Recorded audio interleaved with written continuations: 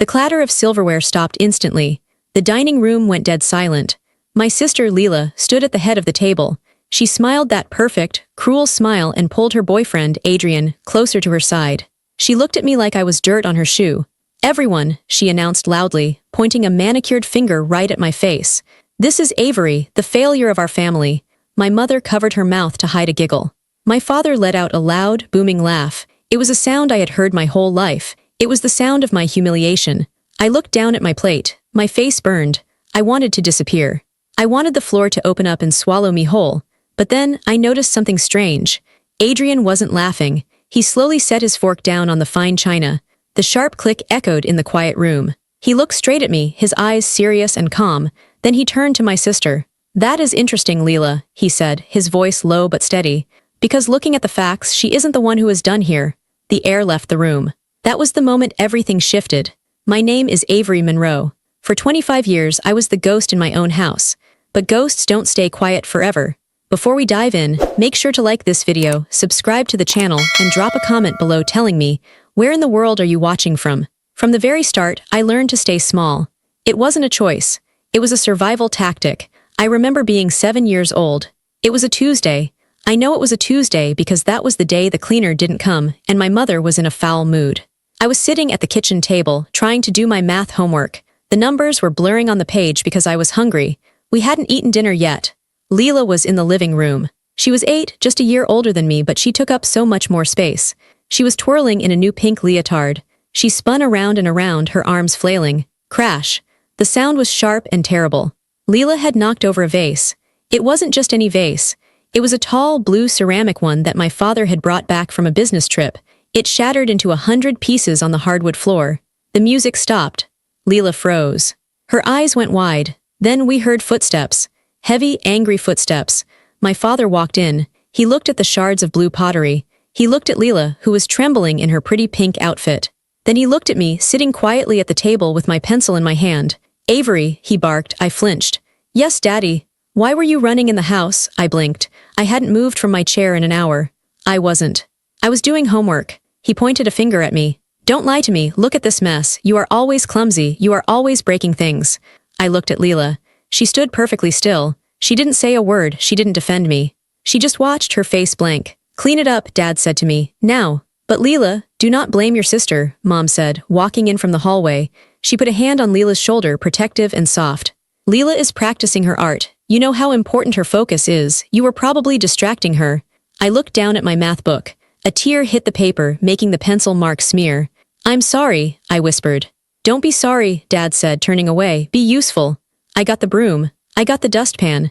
I swept up the sharp blue pieces while Lila went to get ice cream with Mom to calm her nerves. That was the dynamic. It never changed. If something broke, Dad called me. If the chores piled up, Mom sent me. If the dog needed walking in the rain, it was my job. If Lila forgot her homework on the counter, I was blamed for not reminding her. I became the manager of their lives, even though I was just a child. Money was another language I learned to interpret early.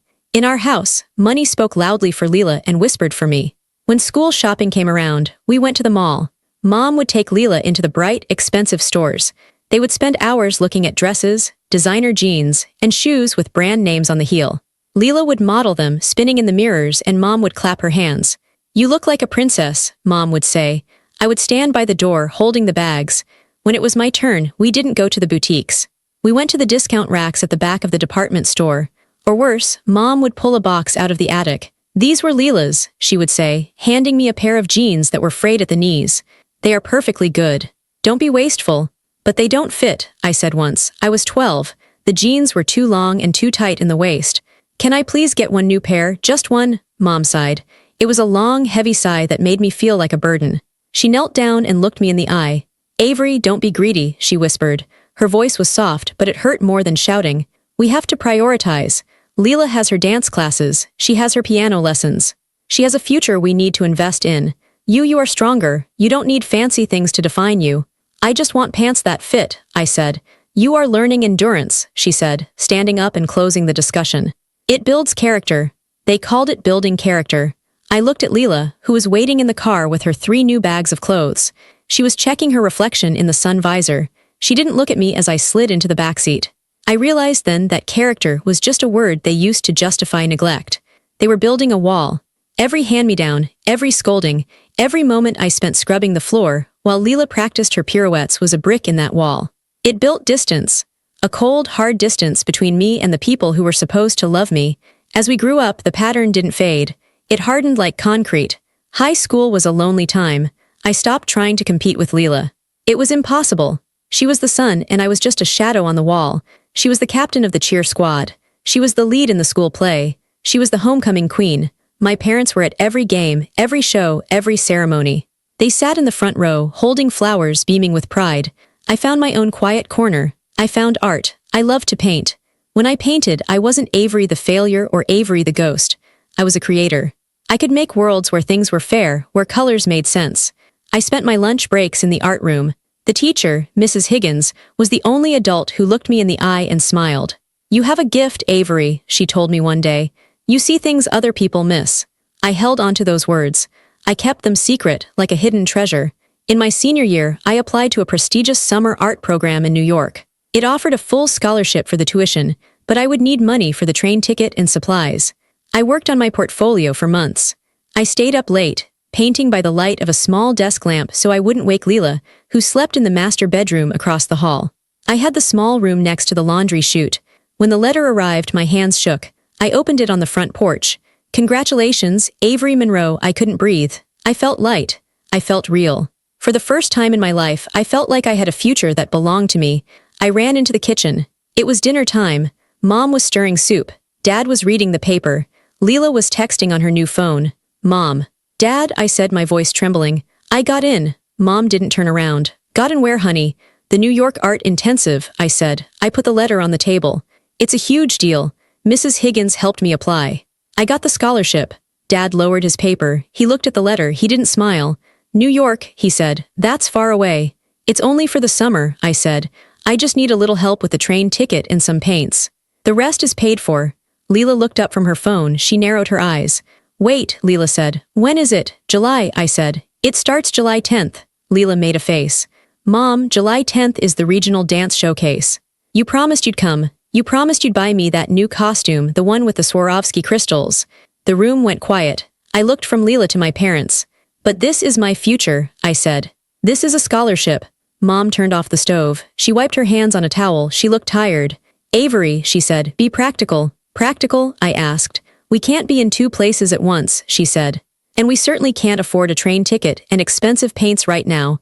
Things are tight, you know that." "But Lila just got a new phone," I said, my voice rising. "And you're talking about buying a crystal costume. That costs more than my train ticket." Dad slammed his hand on the table. "Enough," I jumped. "Do not count other people's money," Dad said coldly. "Lila has worked for this showcase for a year. It is her career. Art is a hobby. It's a nice hobby, Avery, but it's not a career." "It is for me," I said. Tears were hot in my eyes. "Lila has rehearsal that day," Mom said, her voice final. "We need to support her. We can't have you running off to New York playing artist while the family needs to be here." I looked at the letter on the table. The white paper looked gray now. "So I can't go?" I asked. "No," Dad said. "You can't." I watched Mom pick up the letter. She folded it. She didn't hand it back to me. She walked over to the trash can and dropped it in. "It's for the best," she said. "You'll thank us later. You need to focus on realistic goals." I stood there. I felt something break inside my chest. It wasn't loud like the vase. It was a quiet snap. 2 days later, a package arrived. It was Lila's costume. It sparkled with hundreds of crystals. It cost $500. I saw the invoice. Lila put it on and danced in the living room. My parents clapped. "Beautiful," Mom cried. "Worth every penny." I went to my room. I lay on my bed and stared at the ceiling. Money flowed one way. Praise flowed one way. Attention flowed one way. They didn't call it favoritism. They called it family. And in this family, I was the audience and she was the only star. I survived college by working 3 jobs. I moved out the day I turned 18 and barely looked back. I thought distance would fix it. I thought if I built my own life, they couldn't erase me anymore. But the Monroes have a way of pulling you back in. 5 years after graduation, I was working at a mid-sized marketing agency in the city. I loved it. I was good at it. I was a senior strategist. I had my own desk, my own clients, and a boss who respected me. Then, Lila decided she wanted to be in marketing too. Her dance career hadn't worked out. She had injured her ankle, or so she said. The truth was, she wasn't disciplined enough. She wanted the applause without the sweat. She applied to my agency. My parents called me. "Help your sister," Mom said. "She needs a start. Put in a good word." "I don't hire people," I said. "Just talk to your boss," Dad said. "Don't be jealous." I wasn't jealous, I was terrified, but I did it. I mentioned her name, because I was still trained to obey. Lila got the job. She joined as a creative lead, a title that sounded important but meant she didn't have to do the heavy lifting. From day one, the atmosphere shifted. Lila was charming. She brought donuts. She laughed at the men's jokes. She dressed in clothes that cost more than my rent. She told everyone we were sisters, but she said it with a pitying smile. "Avery is the serious one," she would tell our colleagues at lunch. "She works so hard. I keep telling her to lighten up." She told people I only had my job because our parents knew the owner, which was a lie. I got my job on merit. But people believed her because she was shiny and loud, and I was quiet and hardworking. Then came the Horizon Project. It was a massive campaign for a tech startup. It was my project. I had been working on it for 3 months. I did the market research. I designed the slide deck. I wrote the copy. I spent nights in the office, eating cold takeout, making sure every detail was perfect. Lila was technically on the team, but she never showed up to meetings. She was always out to lunch or brainstorming at a coffee shop. The presentation was on a Friday morning. On Thursday night, I saved the final presentation to the shared drive. I named it Horizon Final Avery. I went home, exhausted but proud. The next morning, I walked into the conference room. The client was there. The executives were there. And Lila was standing at the front of the room, holding the remote. "Welcome," Lila said, beaming. "I am so excited to share my vision with you." My stomach dropped. She clicked the button. The first slide appeared. It was my design, my colors, my words. But in the corner, it didn't say prepared by Avery Monroe. It said lead creative. Lila Monroe. I sat frozen in my chair. I looked at the screen. I looked at Lila. She caught my eye and gave me a tiny, quick wink. She gave the presentation perfectly. She used my talking points. She used the jokes I had scripted. She took credit for the hours I had spent analyzing data. When she finished, the room erupted in applause. The client stood up and shook her hand. "Brilliant," the client said. "Fresh. Innovative." My boss, a man named Gary, looked at me. He looked confused for a second, then he looked back at Lila. He went with the winner. "Great work, Lila," Gary said. I waited until the room cleared out. Lila was packing up her laptop, humming a tune. "Lila," I said, my voice was shaking. "That was my presentation." She looked up, innocent and wide-eyed. "What do you mean? We're a team, Avery." "I just polished it up." "You didn't polish it," I said. "You deleted my name. You took credit for 3 months of my work." She laughed. It was a cold sound. "Oh, stop being so dramatic. Does it matter who clicked the button? The agency won, we all win." "It matters to me," I said. She stepped closer. Her perfume was sickly sweet. "Look, Avery," she said, her voice dropping to a whisper. "You're good at the boring stuff, the data, the typing, but you're not a face." "I'm the face, people like me. I sold it. You would have bored them to death." She patted my cheek. "You should be thanking me. I saved your project." She walked out. An intern named Sarah was standing by the door, holding a stack of papers. She had heard everything. She walked over to me. She looked nervous. "Avery," she whispered. "Yeah." I stared at the empty table. "I saw the drive logs," Sarah said softly. "This morning, at 8 a.m., she downloaded your file, then she saved a copy and deleted the original version from the server." I looked at Sarah. "She deleted it?" "Yes," Sarah said. "So there would be no proof of your version." I felt a cold rage settle in my chest. It wasn't like the sadness I felt as a child. This was different. This was adult anger. This was sharp. "Thank you, Sarah," I said. I didn't scream. I didn't run to Gary. I knew he was charmed by her.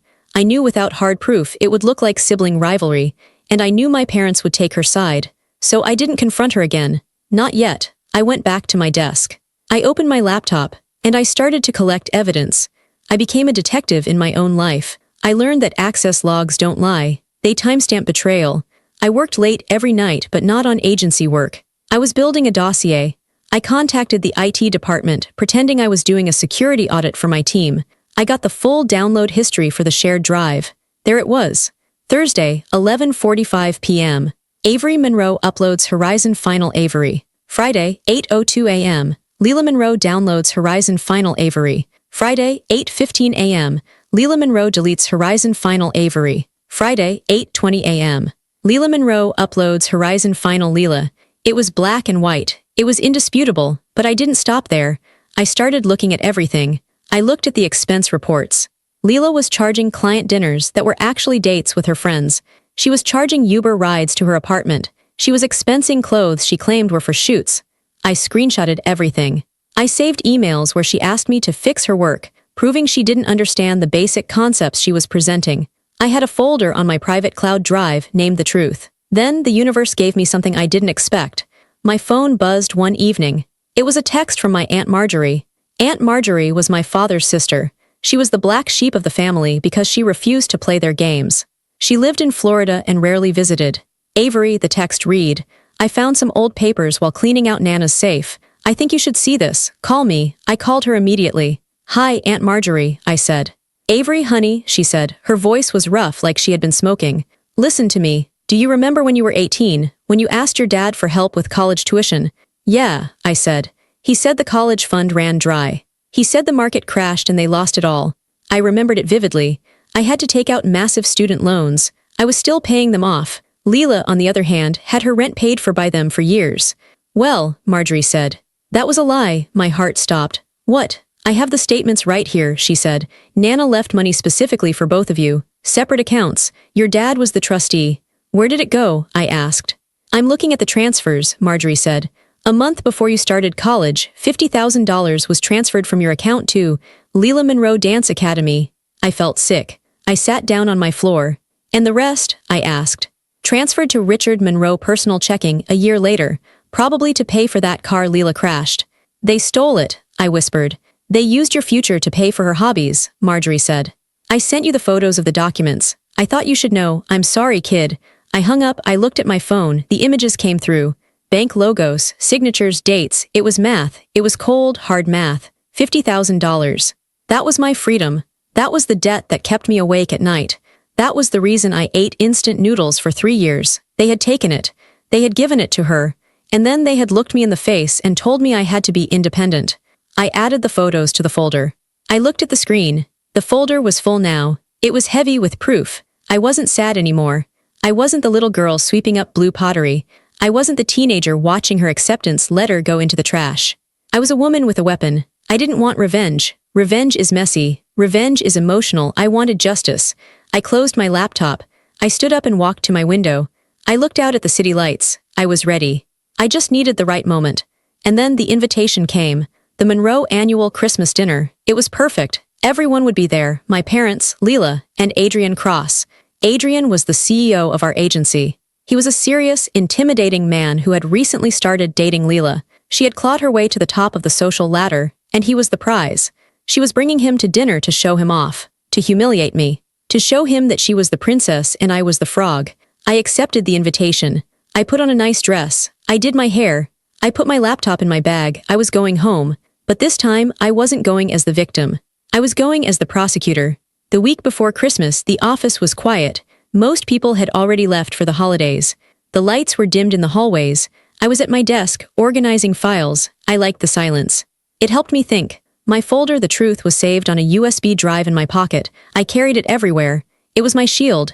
I heard footsteps. They were slow and heavy. I looked up. It was Adrian Cross. He was the CEO. He was tall, intimidating, and always wore dark suits. He was also the man Lila was currently dating. She had been bragging about him for weeks. Adrian is taking me to St. Bart's, she would say. Adrian is buying me a diamond. He stopped at my desk. He looked tired. He wasn't smiling. Avery, he said, do you have a minute? I stood up. My heart beat a little faster. Had Lila told him lies about me? Was I getting fired? Yes, Mr. Cross, I said. Call me Adrian, he said. Please come to my office. Bring your laptop. I followed him. His office was large with glass walls overlooking the city. It was perfectly clean. There were no personal photos, no clutter. He sat behind his desk and pointed to a chair. I sat down. I held my laptop tight against my chest. He turned his computer monitor around so I could see it. I was reviewing the end-of-year project files, he said. His voice was flat. Specifically, the Horizon campaign. I felt a lump in my throat. Yes, I look at metadata, he said. It is a habit of mine. I like to see who is doing the work. I like to know who is logging the hours. He clicked a file. A small window popped up on the screen. It showed the history of the document. This file, he said, pointing to the screen. The one Lila presented, the one she won an award for last month. I know it, I said. The metadata says the core architecture was built by user ID, Avery Monroe, he said. That is you. I nodded. I didn't trust my voice yet. And he continued, it shows that the user Monroe accessed it only once, to change the title page, and then to save it as a new version. He looked at me. His eyes were very blue and very sharp. He didn't look angry. He looked disappointed. Why didn't you say anything? He asked. Would it have mattered? I asked. I surprised myself with my honesty. She is the creative lead. She is your girlfriend. I am just the strategist. Adrian leaned back in his chair. He rubbed his face with his hand. She told me she stayed up for 3 nights working on that deck, he said softly. She told me she did the research herself. She didn't, I said. I did the research. I can show you the raw data files. I believe you, he said. I checked the server logs. She deleted your original file. That is a violation of company policy. It is also theft. He looked out the window for a long moment. I waited. I have been seeing patterns, he said. In her work, in her expenses, things that don't add up. I took a deep breath. I reached into my pocket. I pulled out the USB drive. If you are looking for patterns, I said, placing the drive on his desk, you should look at this. He looked at the drive, then he looked at me. What is this? It is everything, I said. The stolen slides. The emails where she asks me to do her work. The expense reports where she charged personal dinners to the company. And, I hesitated. And what? He asked. And proof that my parents stole my college fund to pay for her dance lessons, I said. It isn't company business, but it shows who she is. It shows who they are. Adrian picked up the drive. He plugged it into his computer. He opened the folder. He clicked on the first image. Then the next. Then the next. The room was silent except for the clicking of his mouse. I watched his face. His expression didn't change much, but his jaw got tight. He stopped at the bank statements. The ones Aunt Marjorie had sent me. He stared at them for a long time. They took your money, he said. It wasn't a question. $50,000, I said. I am still paying off my loans. She got a dance studio. He closed the laptop. He looked at me with a new expression. It was respect. Why are you showing me this now? He asked. Because I am tired, I said. I am tired of being the ghost. I am tired of working while she takes the credit and... You seem like a decent man. You deserve to know the truth before you go to Christmas dinner. He nodded slowly.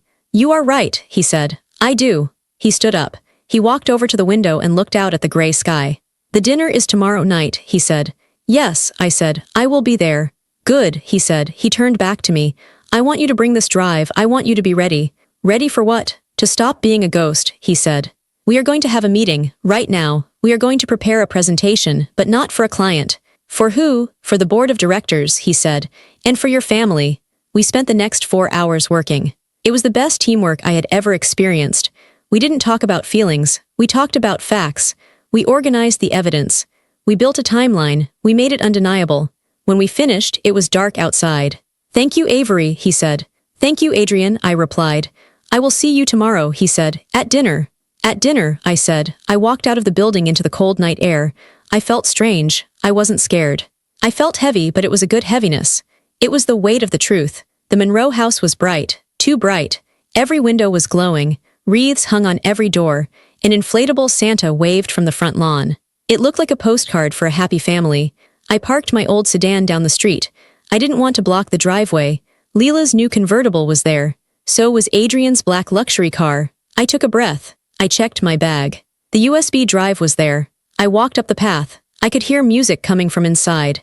Bing Crosby singing about a white Christmas. I opened the door. The heat hit me instantly. It smelled like cinnamon, roasting turkey, and expensive perfume. Avery, Mom called out from the kitchen. She didn't come to the door. Wipe your feet, I just had the carpets cleaned. I will, I said. I took off my coat. I walked into the living room. Dad was sitting in his armchair. He was wearing a red sweater. He held a glass of scotch. Hello, Dad, I said. He looked over his glasses. You're late. I'm on time, I said. It's 6 o'clock. Lila has been here for an hour, he said. She's helping your mother. You should make yourself useful. I just got here, I said. Don't start, he said. He turned back to the TV. I walked into the kitchen. Lila was there. She looked perfect. She was wearing a red velvet dress that fit her perfectly. Her hair was shiny and curled. She was holding a glass of wine and laughing at something Mom said. Adrian was leaning against the counter. He was wearing a dark sweater. He held a glass of water. He looked calm. When I walked in, Lila stopped laughing. Oh, she said. Look who made it, the working girl. Mom turned around. She was wearing an apron over a sequined dress. Avery, Mom said. Grab the salad bowl, take it to the table, and try not to drop anything this time. I looked at Adrian. He gave me a very small nod. It was barely visible, but I saw it. Sure, Mom, I said. I took the salad. I carried it to the dining room. The table was set with the good china. There were candles. There were crystal glasses. There were 5 seats. At the head of the table was Dad's chair. At the other end was Mom's.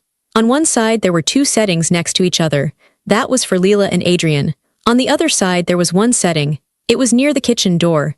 It had a smaller wine glass than the others. It was my spot. The same spot I had sat in for 20 years. We sat down to eat. The conversation was a performance. Adrian, Mom gushed. Lila tells us you are planning a trip to Paris in the spring. Adrian cut his turkey neatly. We have discussed travel, he said. Lila deserves it, Dad said. She has been working so hard. We are very proud of her promotion. Yes, Lila said, resting her hand on Adrian's arm. Being a creative lead is exhausting. But I love leading the team. You have to have vision, you know. She looked at me across the table.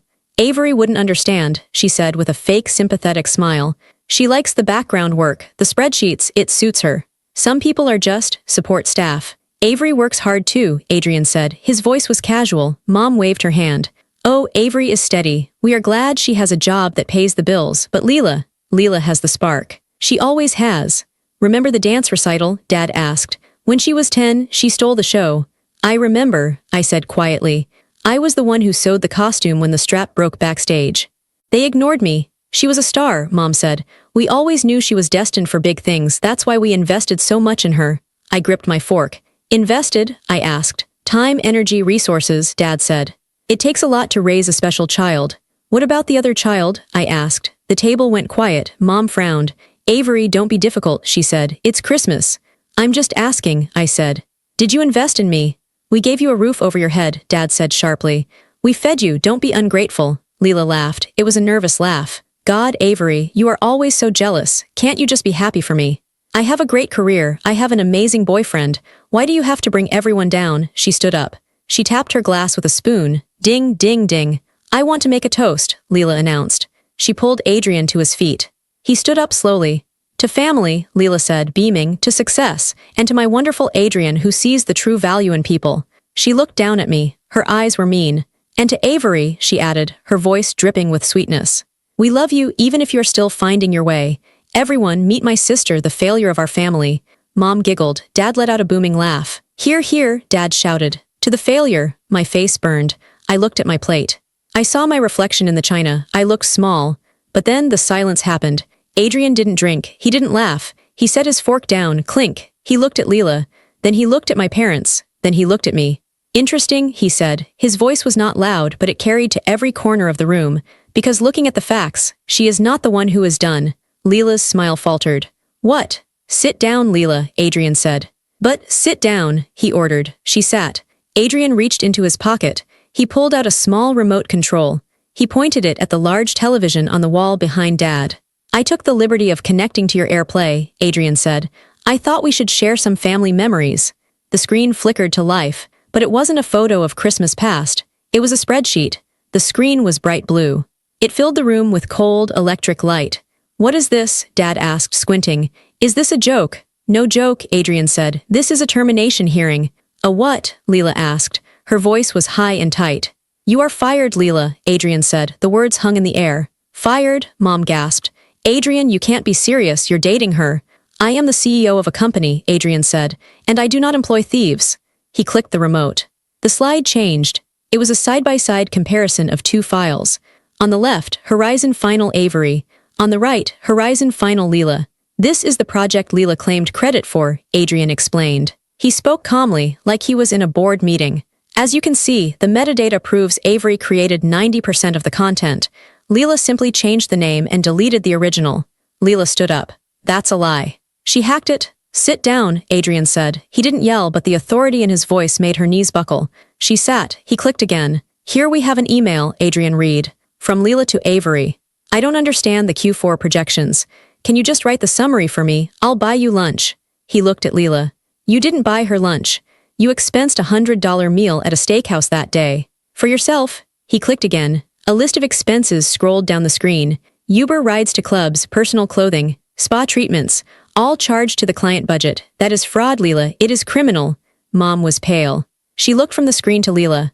Lila, Mom whispered. Is this true? He's making it up, Lila screamed. He's crazy. Avery put him up to this. And finally, Adrian said, the personal finance. He clicked one last time. The bank statements appeared. They were huge on the 60-inch screen. The numbers were bold. Account, Avery Monroe Education Fund. Transfer, $50,000 to Lila Monroe Dance Academy. Transfer, $12,000 to Richard Monroe. Balance, $0. The room went dead silent. The only sound was the refrigerator humming. I looked at my father. He wasn't looking at the screen. He was looking at his Scotch glass. His hand was shaking. Richard, Mom said, her voice was weak. I thought you said the market crashed. He lied, I said. It was the first time I had spoken. My voice was steady. They both lied. Or maybe you knew, Mom. Did you know? Mom looked away. She knew. Deep down, she knew. We had to prioritize, Dad shouted suddenly. He slammed his glass on the table. Scotch spilled on the white tablecloth. Lila had a chance, a real chance. We couldn't let it go to waste on art school. So you stole from me, I said. It's family money, Dad yelled. I decide where it goes. It was in my name, I said. Nana left it to me. That is theft, Dad. Adrian stepped forward. He stood next to my chair. He put a hand on my shoulder. It was warm and heavy. It is all documented, Adrian said. The agency will be pressing charges for the corporate theft. As for the family theft, that is up to Avery. Lila was crying now, ugly, loud sobs. Her mascara was running down her face. She looked like a melted painting. Adrian, please, she begged. I love you. Don't do this.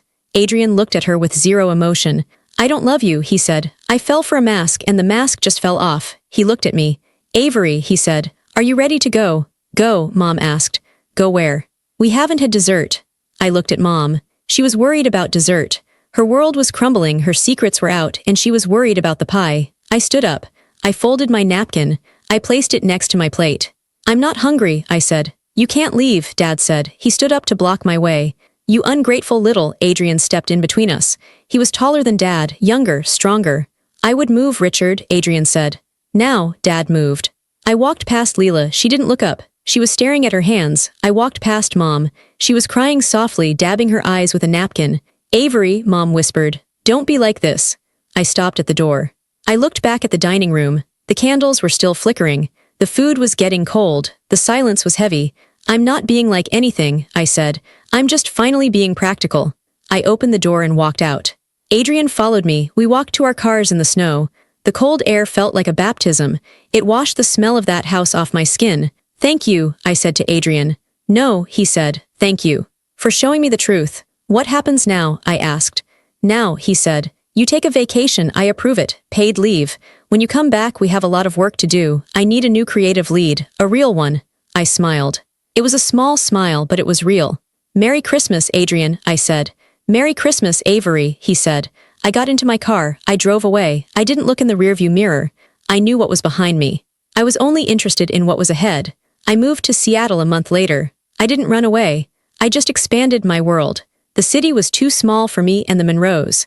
Every street corner reminded me of a time I felt small. I needed rain. I needed mountains. I needed new air. I resigned from the agency. Adrian tried to keep me. He offered me a promotion. He offered me a raise.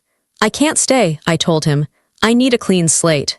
I need to build something that is just mine. He understood. He even helped me find a job at a firm in Seattle. A firm that valued strategy and data. A firm where nobody knew my last name meant failure. The moving process was quiet. I packed my apartment in 2 days. I donated most of my old clothes, the clothes that were cheap, the clothes that I bought because I didn't think I deserved better.